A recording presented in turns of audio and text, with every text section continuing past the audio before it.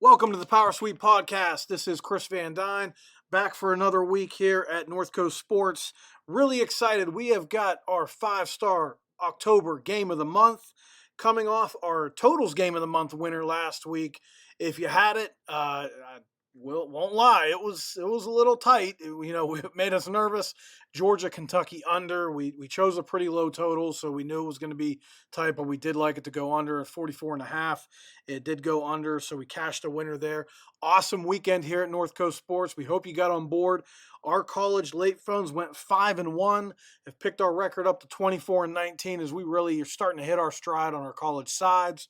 Totals have another winning week. That's fourth straight winning week. 3-1. We're 11-4 in the last 4 weeks. So totals are doing well.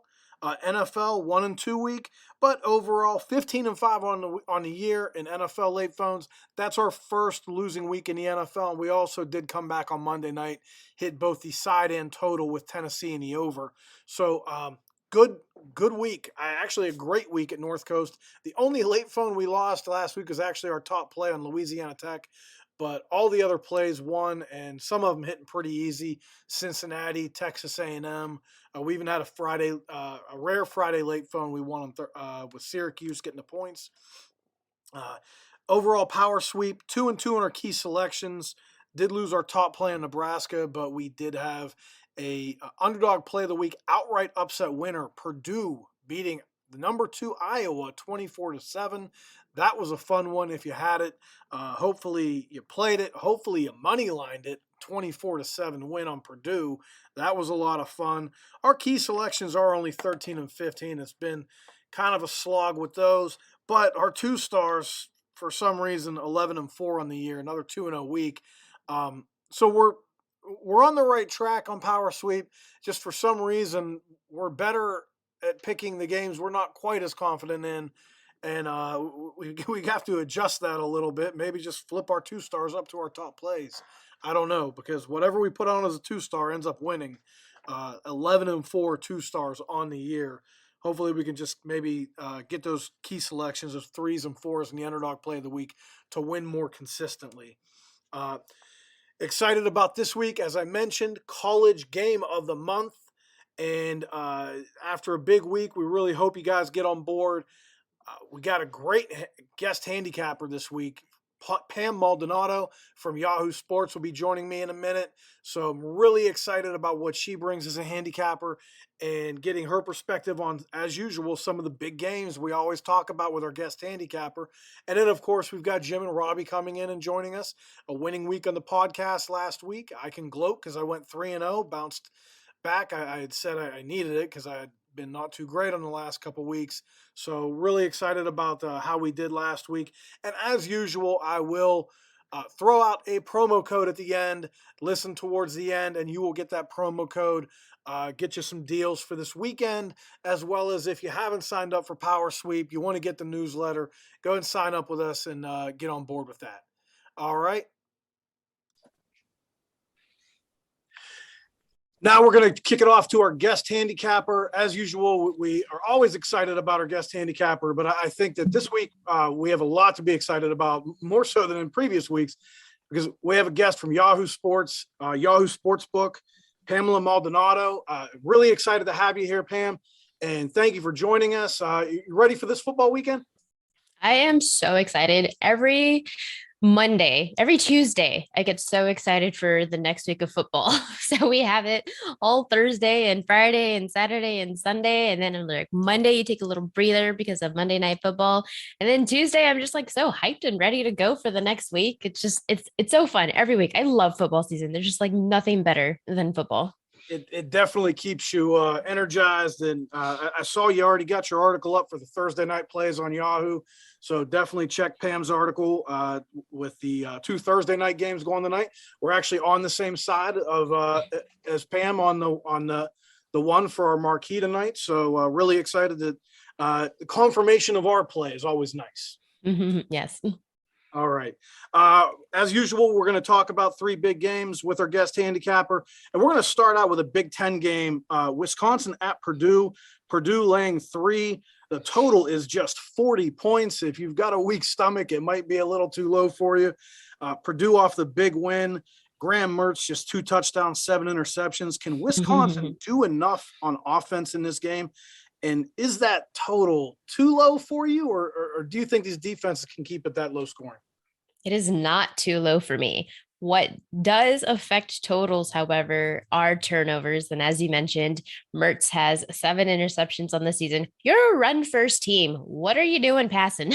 And now you're going up against Purdue, a really great defense. I'm definitely not scared to take unders, but here it's warranted. The under in 40 is definitely worth a look. You have two teams who are top 10 in total defense and opponent plays per game, top 20 in opponent red zone attempts, and top 10 in opponent offensive touchdowns scored.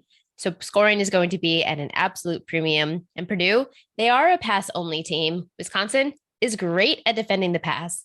Wisconsin is run only team, and Purdue is great against defending the run.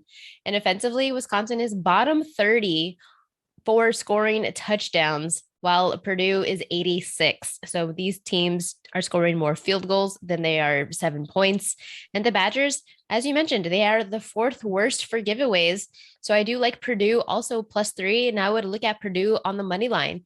The Boilermakers are 88th in forcing turnovers, so maybe that won't help them in this matchup. But what could help them is that they have outgained all 6 of their opponents that they have played this season, including Iowa, the second best, who was ranked the second best team in the country at the time. So offensively, Purdue is just the better team. Defensively, both of them are capable. I like the under. I like Purdue. Yeah, I see all your points with the defenses in this game, and we don't mind low totals here. We used Kentucky Georgia under last week, that squeaked under, but when you get those turnovers, it really helps your total, especially when they happen near the end zone. You're turning the ball over instead of scoring points down in the red zone. And Wisconsin's had that trouble, against Penn State. They threw that interception that really hurt them in the red zone, and Graham Mertz has just been underwhelming this year. Oh, up to say the least. Yeah, no kidding. All right. Moving over to another big game, USC at Notre Dame. The Irish are laying 6.5. Total is 57.5. One thing that we've noticed is the Irish have faced much better defenses than USC is bringing to the table. Notre Dame saw that Cincinnati defense, one of the best defenses in the country. They've played Wisconsin, who we just talked about. They've also played Purdue, who we just talked about. And so they've faced some better defenses. Do you think the Irish have enough offense in this game, or will the Trojans offense, who's a little better than the Irish have faced this year, other than maybe Cincinnati, will the Trojans keep that game closer? I'll be honest and say I'm not quite sure how this game plays out exactly. I typically have a really good read on teams, on matchups, and I just can't find an edge to either side here. So that tells me to lean over to the underdog USC +7. How does Notre Dame find ways to win games? The strength of this team is top 10 in takeaways. We're talking about interceptions and turnovers in the game in Wisconsin. Well, that definitely came to fruition when they had all the turnovers against Graham Mertz, and they just absolutely throttled Wisconsin. They're really great. The Fighting Irish are really great at forcing turnovers, and USC is really good at giving the ball away. They're bottom 30 in giveaways, 7 interceptions, 8 fumbles. You can't run on the Fighting Irish defense. USC is a pass dominant team anyway. So that's going to come into play where they are able to get the ball downfield because of that passing game. USC's quarterback, Keaton Slovis, I expect him to have an interception or two, but I just don't love where the offense is with Notre Dame. Ever since the quarterback injuries with Jack Cohn, it's just in shambles, and they're squeaking by with these wins, and their defense is what's winning them games. So I don't love this pick. I don't love the total, but I would definitely lean to USC +7. I think USC covers, but I think Notre Dame gets the win. Yeah, I think Notre Dame's offensive line has been a big drop-off from last year. They lost a lot of talent on that offensive line. Their yards per game rushing is decreased by over 100. They're giving up way more sacks this year. Actually, they've already given up one less sack than all of last year. I think that that's the big thing. You mentioned quarterback injuries. When you don't have an offensive line to protect your quarterback, that leads to your quarterback getting hurt, and I think that's happening in Notre Dame right now. Yeah. So, but I agree with you. This is a tough game to call because You haven't seen a lot of impressive performances out of Notre Dame. Last week against Virginia Tech, really tight game, and I'm not enamored with that Virginia Tech team, although it was on the road in Blacksburg. And USC has been just hot and cold, like every other week. They're just up and down. Yep, they're definitely one of my overrated teams entering the season, and it's coming to fruition now with a few losses under their belt. But I still think that both of them, I think offensively, you have USC still with a better offense. Defensively, you have Notre Dame with a better defense. You just gotta kind of hope for like a good spot. Underdog covers, but the favorite wins. Okay, and we'll move over to one more game involving Pac-12 teams. Oregon at UCLA. UCLA is laying 2, total of 60.5. Oregon's getting healthier. Chip Kelly going against his former squad. The Ducks have failed to cover the last 3, but I mentioned they're getting healthier now. Do you think getting some of those players back is going to give them the edge to win this game and turn it around? They haven't looked all that impressive, but they are still in contention in the Pac-12. I do. I like Oregon +2, and I like the under in this game as well. I know people like to bet overs. That gives me an opportunity to look at the unders and capitalize on some of those opportunities. You have 2 run first teams. Both are terrible at defending the pass, but both are really good at defending the run. Oregon is top 40, UCLA is top 20 in opponent yards per carry. Both of them are bottom half for plays per game. So that tells you that they're just a little bit slower on the offense. They don't have that high warp speed that you would see from someone like Ole Miss. UCLA is top 40 in opponent red zone attempts. Both are top 50 in opponent touchdowns scored. And this is a really big conference game. Oregon leads the North. UCLA is in contention to lead the South. So I also don't love this pick, but I think the edge does go to the Oregon Ducks. Top 20 in third down conversions. I love that because that means a team is able to extend drives, and that could definitely come into play here. So I like Oregon +2 and on the money line. We're with you. We like Oregon here. That was a game that we've had a lot of discussion in our office about, and we've got the Ducks. We think that, the last few games, like I said, they've been banged up. They were playing teams that they expected to beat, and they didn't play well as a favorite. Now they're the underdog, so I think that you're going to get a better performance out of Oregon. And UCLA, good team, great defense. So definitely, like Pam said, the under is something to look at. Thank you, Pam, for so much for joining us. You want to let the listeners know where to find you and anything you got going on? Yeah, absolutely. You can find me on Twitter at Pamela M35, and you can find all of my stuff, articles, videos on the Yahoo Sportsbook Twitter account or on the Yahoo Sports website, where everything is found listed under the sportsbook section. Yeah, and you cover NFL, college football. You've done some golf, tennis, correct? I do PGA and tennis as well, yes. Okay, so a lot of, and I know we're a football-only service here, but I know our listeners like to gamble on all different sports. So always nice to hear someone dabbling in other areas, and we like to listen to that too. And definitely check out her articles and any podcast she's involved with, because you do great work, Pam, and I really appreciate thank you. I appreciate that. Thanks for having me. Well, thank you, and hope to talk to you soon. Absolutely.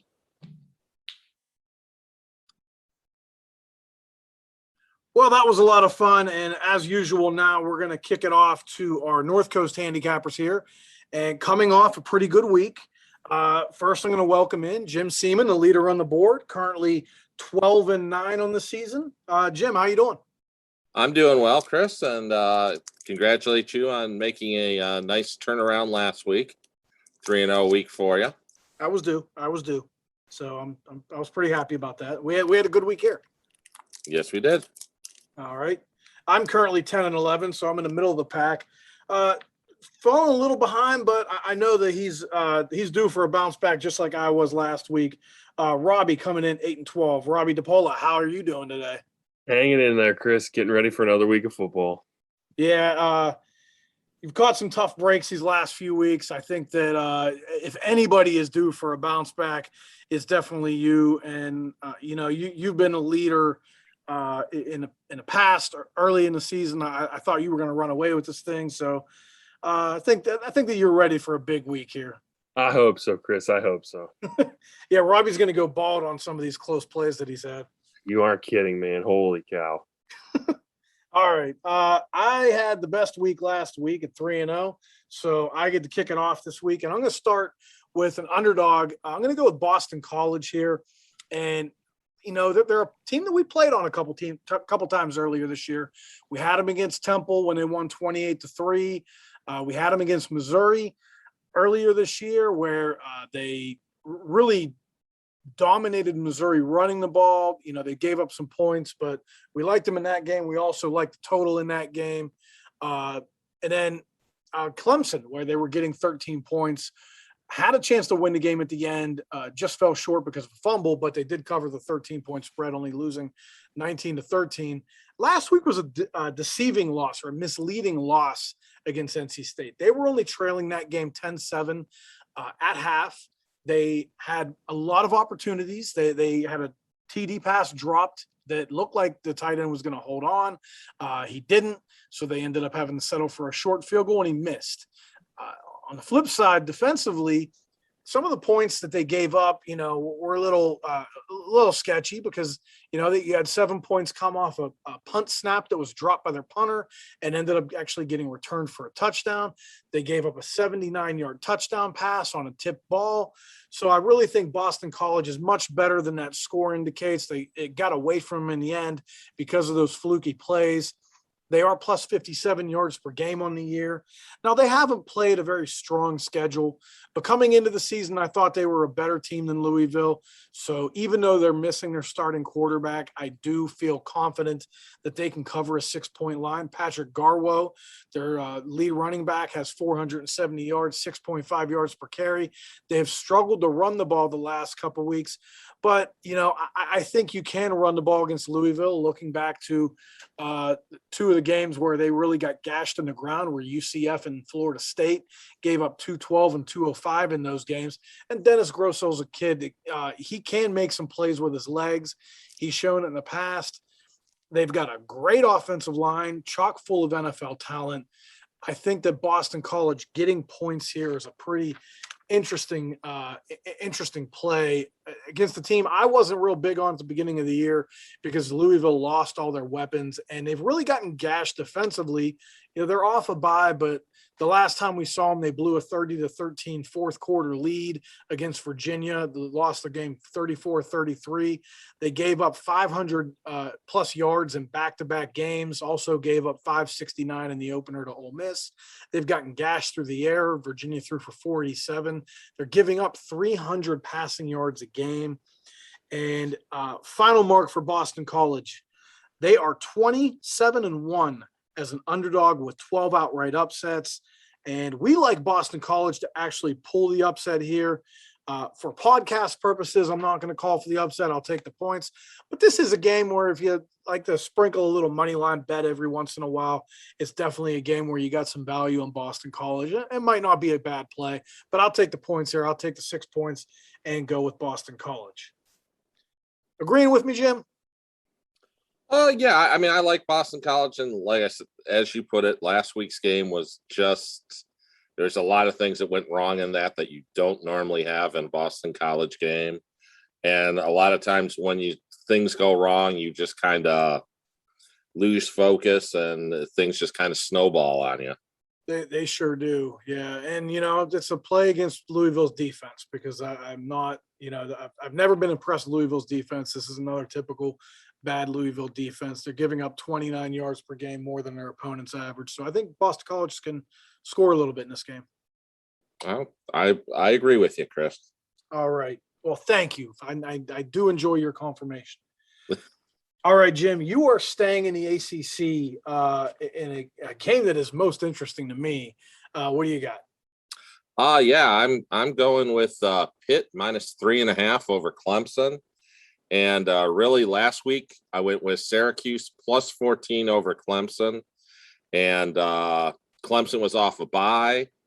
And as you actually put in the power sweep right up, if their offense was going to show up, it would show up the week after a bye, and it didn't show up. I mean, Syracuse had a chance to actually tie that game at the end and missed kind of a short field goal. And shockingly, once again, Clemson, walks away as a 3-point winner, but it was a easy cover for us. Now, these teams met 3 times. Pitt beat Clemson 43-42 in 2016. Then in 18, Clemson won 42-10 and 52-17 last year. But those were with Trevor Lawrence at quarterback. Trevor Lawrence is in Jacksonville. He's not here. Another thing that I think is going is Clemson's without running back Shipley again. And then sometimes it kind of shows you where teams go. And their number 3 running back, Dukes, transferred out, put his name in the portal. That's not something that normally happens at Clemson. I mean, you may have the 5th string running back putting his name in because he's not going to see the field. But when the starter's out and you're number 3 and you're transferring out, that kind of tells me, a lot of the gloss of Clemson has kind of gone away. The shininess, if you will.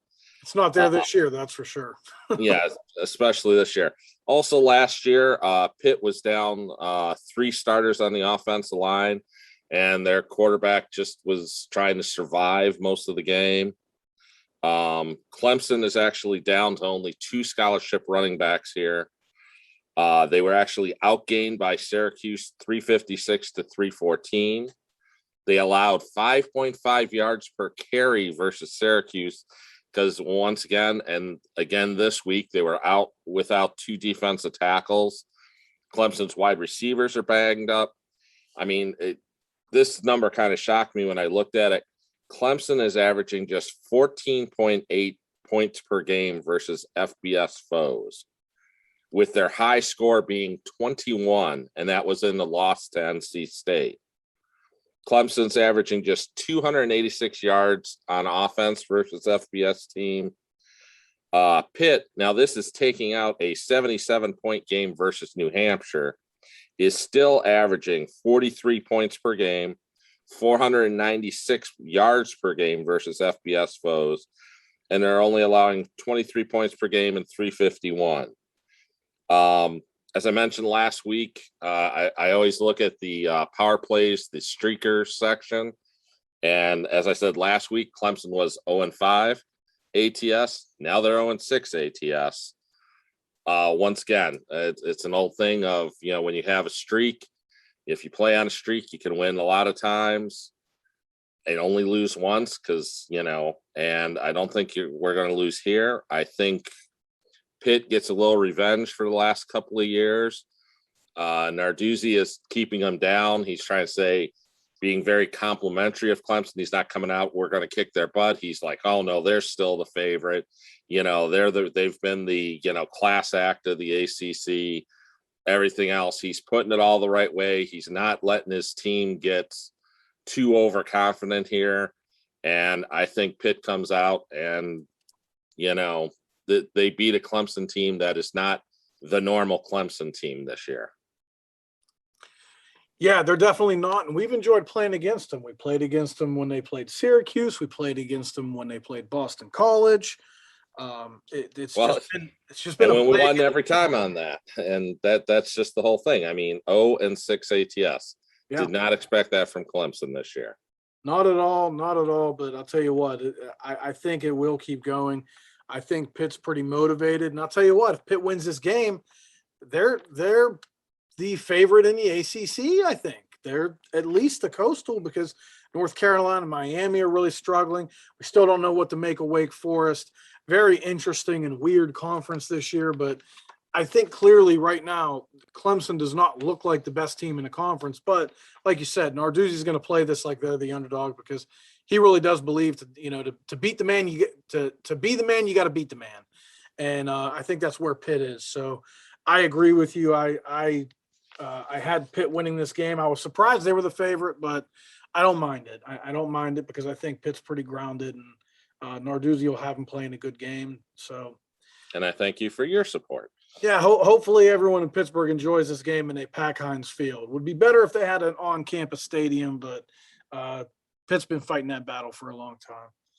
All right, Robbie, going to the Big 12 in a game that we've had much conversation about in this office. What do you got? Yeah, and Chris, just in the full, we like to be honest with our listeners and our customers. My record's actually 8-13. There was one loss that you forgot to add on there. So just in the full, just to be fully honest and transparent, I wanted to throw that out there before I started, just so we don't get accused of being that's just me not being good at math. a huckster. Well, it's okay. That is true. I'm not good at math either. Robbie is not a As you huckster. keep thinking I'm much older than I am. Yeah, there's some other hucksters out there. We like to use that word here, but we promise we are not trying to be hucksters here. No. Anyways, on to more important. We're just some guys talking like we're at a sports bar, right? Just three guys talking like we're in a sports bar. All right. So like Chris mentioned, this is a game we've talked about here. It seems like when it comes to the Big 12, there's a lot of games we have. I wouldn't say disagreements. There's just differing opinions. Oklahoma State's a team at the beginning of the season we were going against, and they burned us a couple times. So that's kind of caused me at least to kind of pay attention to them. And I've been on them the last couple weeks, and they don't win flashy, but they just keep winning. And it's pretty shocking to me that the team that's ranked in the top 10 is getting a touchdown on the road. Granted, Iowa State is a good team. They've lost a couple games, but they're playing well. But still, the fact that Oklahoma State is +7 as we sit here and record this is pretty shocking to me. Since 2012, Oklahoma State is 8-1 straight up against the Cyclones. And getting a little more recent from that, in the past few years, Iowa State is 15-2 straight up in the month of October. And when you get into the month of October, typically you're getting into playing games in your own conference. So it's not like they're playing cupcakes. They're 15-2 straight up in the month of October. But those two losses since 2017 are the last 2 years to Oklahoma State. Oklahoma State does kind of like to play with fire because they were down 17-3 last week against Texas in the second quarter, but they got a pick six late in the second quarter to cut it to 17-10. And then in the second half of that game, Oklahoma State completely shut down Texas. They gave up just 92 yards in the second half, including they gave up just one total yard of offense in the fourth quarter to Texas. That to me is just absurd to be able to do that in 2021. But I did mention Iowa State comes in. They are playing very well. They're plus 187 yards per game this season. Their offense is putting up 87 yards per game above what their foes typically allow. But they do face, as I mentioned, a strong Oklahoma State defense that is allowing just 306 yards per game, and they're holding foes to 142 yards per game under their season average, which is third best in the FBS. Iowa State does have a strong rushing attack led by Breece Hall. He's had 4 straight games of 100 yards, but Oklahoma State's run defense for the season is allowing just 98 yards per game, 3.0 yards per carry, and they only gave up 138 to Texas last week, which is pretty good if you've seen what Texas has been able to do rushing the ball this season. On the other side, Oklahoma State has a very talented running back in Jalen Warren, who has rushed for 659 yards the last 4 games, but he does face a Iowa State run defense. It looks like they've done well against the run. They're for the season just giving up 96 yards per game, but that number goes up to 143 when they get into facing Big 12 foes. Jalen Warren is probably the most consistent offensive player Oklahoma State's had this year. Oklahoma State in their last 8 games as an away underdog is 7-1 against the spread. And like I mentioned, I know Oklahoma State hasn't been overly impressive when it comes to the offensive side of the ball. Spencer Sanders isn't having the season we envisioned him, but the Cowboys are relying on their defense. And if you do remember in their last big home game, Iowa State against Iowa, Brock Purdy threw 3 picks. He kind of has gotten tight in the past in big games. If Iowa State has issues turning the ball over, that could be problematic.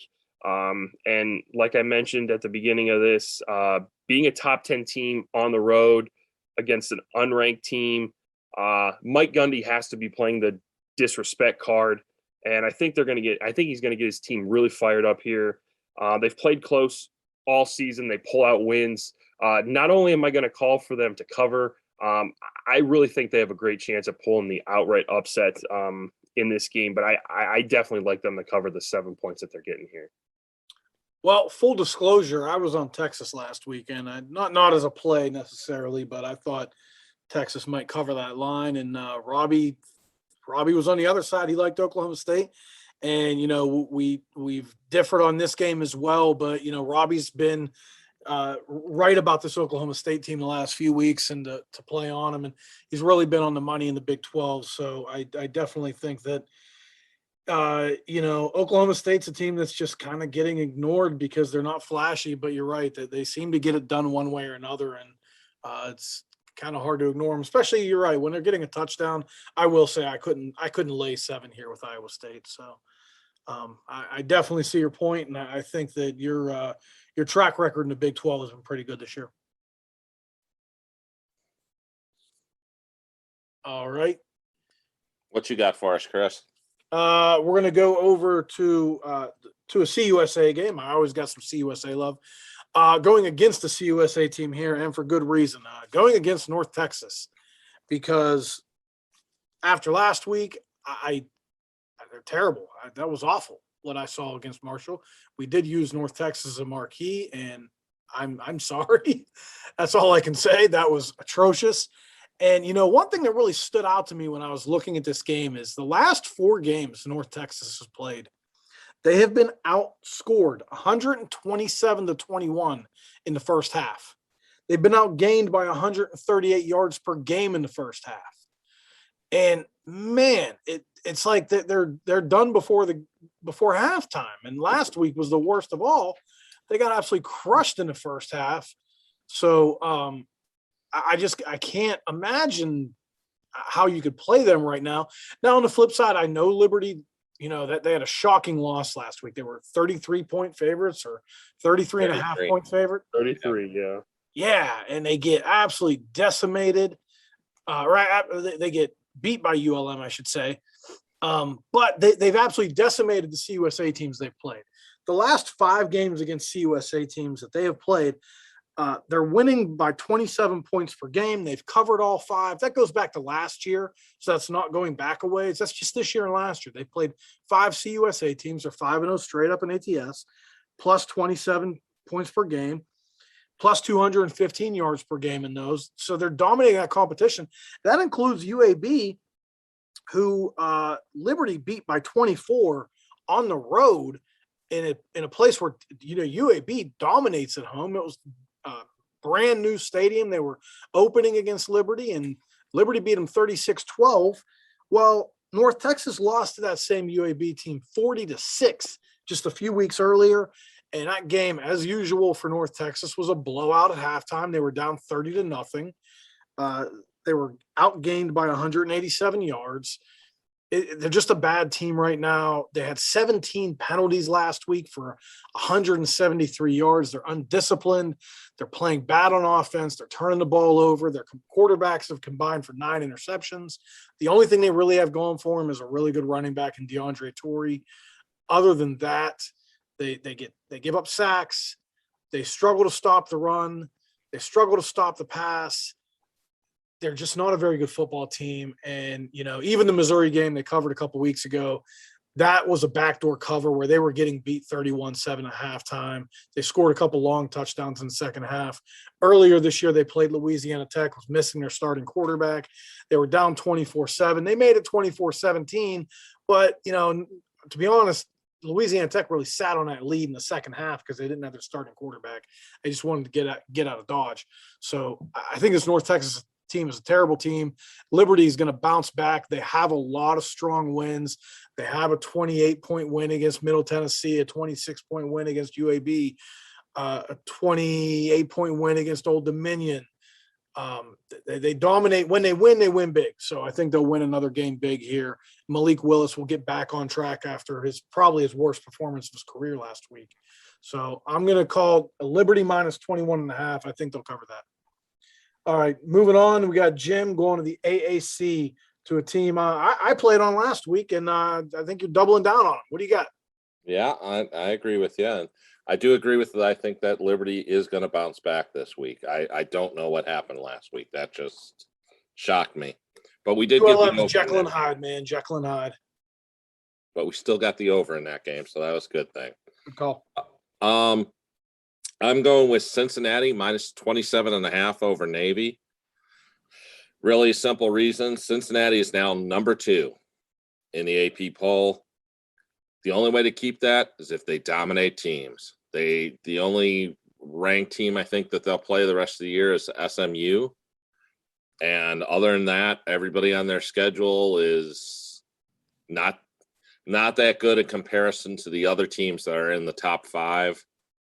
So Cincinnati needs to win convincingly. Once again, going back to power play streakers, Cincinnati has 4 straight covers, and they're 5-1 ATS on the season. Their only non-cover was versus Murray State, and they were 36.5-point favorite and only won by 35. The thing is a lot of times when you say covers, it's like, okay, they've covered by 2 points here, 3 points there, maybe 7 points there. Cincinnati's covers this year have been by 13.5, 19.5, 9, 10.5, and 12.5. They are dominating teams. They're not just winning. Navy's coming in 3-3 ATS. Last week they lost by 18 to Memphis. Now Navy's only win of the season. They did beat UCF 34-30. But of course, Cincinnati beat that same UCF team 56-21. So Navy outscored them by 4. Cincinnati outscored them by 35. There's a 31-point difference there. And that was Keene's first start for UCF when Navy beat them. I mean, yeah, correct. By the time they played Cincy, at least he had 3 starts under his belt. Yeah, and the last time Cincinnati met Navy, it was 42-0, and that was in 2018. But last year, Cincinnati held number 22 Army, their option to just 10 points. So these players do have some experience against the option, and really kind of a better option team than Navy has been this year. Cincinnati is allowing just 3.46 yards per carry, rushing 123 yards per game. And really, when you look at it, as I said, since Cincinnati, Coach Fickle, I think he's doing a wonderful job. He knows what he has to do. He knows that they need to win big to keep being ranked up in the top 4. You got a lot of one-loss teams that can come back in there and push them out because they're playing bigger, better teams. And I think Cincinnati, as they've done all season, covers this game and covers it easily. Yeah, and in that Army game, Army's only touchdown last year against Cincinnati was a defensive fumble recovery, return for touchdown. So they actually did not score a touchdown against Cincinnati's defense on offense. Thank you for reminding me of that. I now that you say it, I'm ashamed that I didn't have it in there, Chris. I only remember that, Jim, because we had a play on Army, and that was big help. We either had a play on Army or the under. I can't remember. I think we had a play on Army though. Yeah, I think we did. Yeah. All right, we'll move on. We're going to go to the Mountain West. Robbie, this is your area, man. I would swear that you live out in the Mountain West as much as you love this conference, and you're pretty good at it. So what do you got? Chris, I'd love to live out there. It's pretty nice scenery from what I've seen. So hopefully one day I can make that happen. But for now, we'll just keep watching Mountain West football games and pretending I live there. And We're going to not getting any go sleep, right? No, never. Especially those Hawaii games, 11:59 start times. Yeah, whatever. All right, we're going to go to the San Diego State Air Force game. San Diego State, as of now, is a 3.5-point dog at Air Force. And again, this is another situation. You have an undefeated team on the road, and they're a dog. Ranked team, and they're a dog. Air Force only has one loss. They've had some impressive wins this season. So, all in all, I do think it's going to be a pretty close game. San Diego State has won the last 8 games in this meeting straight up, and they are 7-2 in their last 9 meetings. But the last game came a few years ago. They haven't met since 2018. Brady Hoke was not the coach then, but he has faced Air Force in the past, so he has some experience against the option. San Diego State overall in those last 8 meetings has done well against the option, as they've held Air Force to 220 rushing yards or less in 5 of their last 7 meetings, including holding them to under 200 rush yards in 3 of those 7 games. As I've mentioned in the past, San Diego State, they do have a very strong rush defense. They're only allowing 61 yards per game on the ground, 2.1 yards per carry. But of course, the Air Force triple option attack is very strong this year. They're putting up in their last 4 games, they're putting up 343 rush yards per game, 5 yards a carry. As for San Diego State, their offense, they rely on mainly running the ball. They're not an option team, but they love to run the ball. They come up with some timely passes. They've never really had an elite quarterback there as long as I've been here. Kind of a guy that they just look to not make mistakes and get the balls to the tight ends and the receivers. But they are making a change at quarterback. Lucas Johnson, the Georgia Tech transfer, and Chris, you did bring up a good point to me earlier. Even though he may not run the scout team, he has seen the option at Tech, and he can offer probably some valuable insight in how to defend that option. But he is going to start here. He has really good mobility, and he is a solid passer, better than Jordan Brookshire, who started last week and had a pretty rough game trying to throw the ball. But as I mentioned, they do rely heavily on their rush attack, and they're led by Greg Bell, who has almost 600 yards already this season on the ground. And I've mentioned they don't like to pass a lot, but San Diego State does have a lot of talented pass catchers, including a really tight end and Daniel Bellinger. He's a pretty solid tight end there. I think points are going to be at a premium here because Air Force has a very strong defense. They're only giving up 289 yards per game. San Diego State, since 2017, is 6-2-1 ATS as an away dog.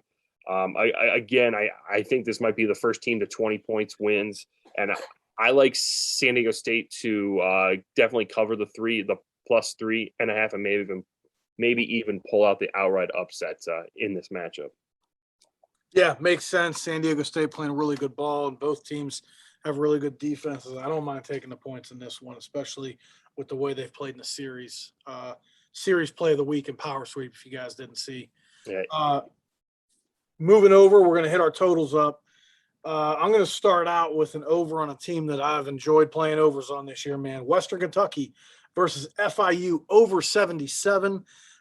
There's a lot to like about this. First off, if I told you a guy has 46 catches and 602 yards in this year, you'd say that's a pretty good season. Well, that's what their wide receiver at Western Kentucky, Jareth Stearns, has in his last 3 games. And this isn't against slouch opponents. He had 17 for 186 against Michigan State, 16 for 195 against UTSA, 13 for 221 against Old Dominion. The dude catches everything. He's really good. Transfer from Houston Baptist. His quarterback, Bailey Zappi, 26 touchdowns, 4 picks. He's averaging over 448 passing yards a game. And their defense isn't very good, though. They're giving up 115 yards per game, more than their opponent's average. The last 4 teams they've played have thrown for over 300, but they're also putting up 231 yards per game, more than their opponents allow on average. That's number 1 in the country. Okay. FIU, on the other hand, they give up some passing yards, man. They're our number 125 pass defense. They've given up 17 touchdowns. They have just 1 interception on the year. They're allowing 120 yards per game, more than their opponent's average. That's number 126 in the country, but they can throw the ball. 466 passing in their last game against Charlotte. They put up 538 in that game. They threw for 319 against FAU, 395 against Central Michigan. Quarterback Max Bortenschlager, a Maryland transfer, has 14 touchdowns, 5 interceptions. They have a solid running back in Devontae Price, who has 500 yards. And just 2 years ago, I believe, last year, he had 581 in only just 5 games. I mean, this is all kinds of offense and no defense. So keep it short. I got the over, FIU versus Western Kentucky. There is some weather concerns, but hopefully that plays itself out. Over 77, Western Kentucky versus FIU. Jim, going to the Big 12. Stealing Robbie's thunder in the Big 12. What do you got? Wow, I'm not stealing anything. These games are out there. Wow, I'm going over, and I am going over 67.5 in the Oklahoma-Kansas game. Now, once again, I know Oklahoma is undefeated, but as with anything, style points count when you're trying to get to the national championship game. And there's always a chance they still have to play Oklahoma State, Iowa State, Texas Tech, and the Big 12 championship game. So you can always slip up once. So you don't want to waste these times when you can get yourself going. New quarterback, you want to get out there. They're 39 point favorite in this game. So you're looking at, you want to score a lot. So they'll be motivated. They're not going to want to win this game 28-0. Oklahoma has 5 overs out of their 7 games, including 3 straight. Kansas has 4 overs in their 6 games, including 4 of the last 5. Kansas is only putting up 17 points per game, but they're allowing 49 points per game. This is a great week for Oklahoma to put up some points. They're averaging 43 points per game, but they are allowing 23 points per game. Oklahoma is dealing with some injuries in their secondary that hurt them last week, where they gave up some, scoring plays. Last 3 weeks, Oklahoma's games are averaging a combined 85 points per game. Oklahoma is averaging 69 plays per game, while Kansas is allowing 67 plays per game on offense for their opponent. Other way around, it's 63 and 64. So these teams do still put up a lot of plays. Last year's game was 62-9. The year before that, it was 45-20, which wouldn't have gone over, but it was close. Year before that, it was 55-40. I see Oklahoma hitting their stride. Oklahoma's going to want to win big, need to win big, and do win big. And Kansas gets enough in here to get this over the 67.5. I think this line's going to rise. So get it now. Well, it's still below 70. Yeah, and I think that Oklahoma might score so fast a few times that might leave their defense a little tired. And I do like the Kansas quarterback, Jason Bean, a North Texas transfer. He's a dual threat kid, so he can throw the ball a little. He had 14 touchdown passes at North Texas last year, only 5 interceptions. Robbie, moving over last total. We've gone over. Are you going over or under here? What do you got? No, I'm going to follow my theme from last week, and I'm going to take a really low total. Last week I used Iowa-Purdue under 43, and that hit. This week I'm going to go even a little lower. New Mexico, Wyoming, under 40.5. I know, 40.5. The minute you guys hear that, you're going to think, no way is a game. Just hear me out here. The past 3 meetings in this series have gone under the total in that game, but it would also have gone under the total in this game. They played last year. It was a 17-16 upset that New Mexico pulled.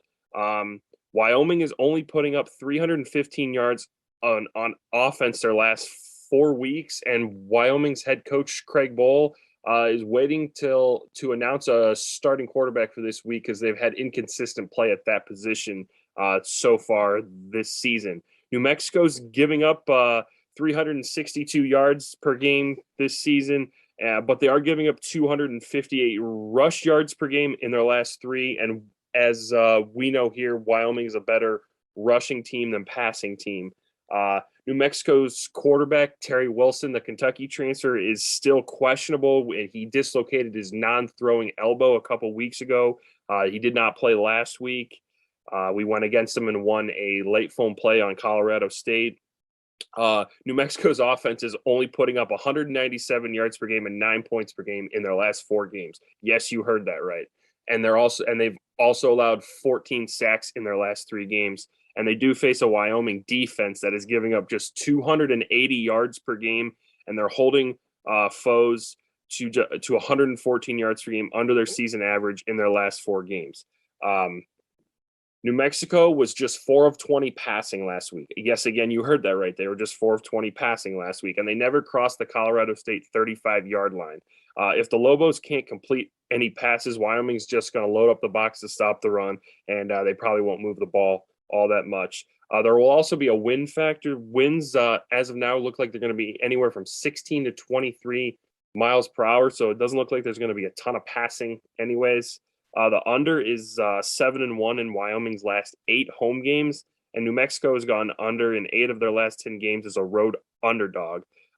Wyoming isn't really explosive on offense, as I said, so I don't imagine them putting up like 45, 50 points here. I see them winning pretty comfortably, but and I'm not even sure if New Mexico scores here. So, I mean, I see this like a 27-3 game. Yeah, it seems like a lot of defense. Hopefully, whatever weather we have in for the FIU game, they can just take that and move it to Wyoming. Yes. They can have it. All right. Any closing thoughts, Jim?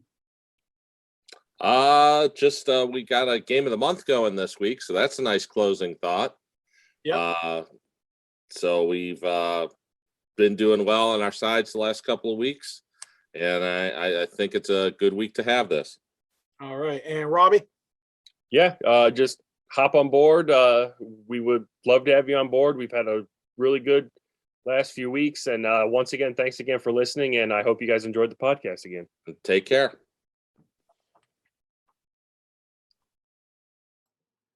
I'm going to go ahead and shut this down now. As usual, we're going to give away our bonus code. This week's code is Oklahoma. You can get $10 off Power Sweep. Current price is $79. That'll make it $69 if you go to ncsports.com. That's $10 off Power Sweep. You can also call in 1-800-654-3448.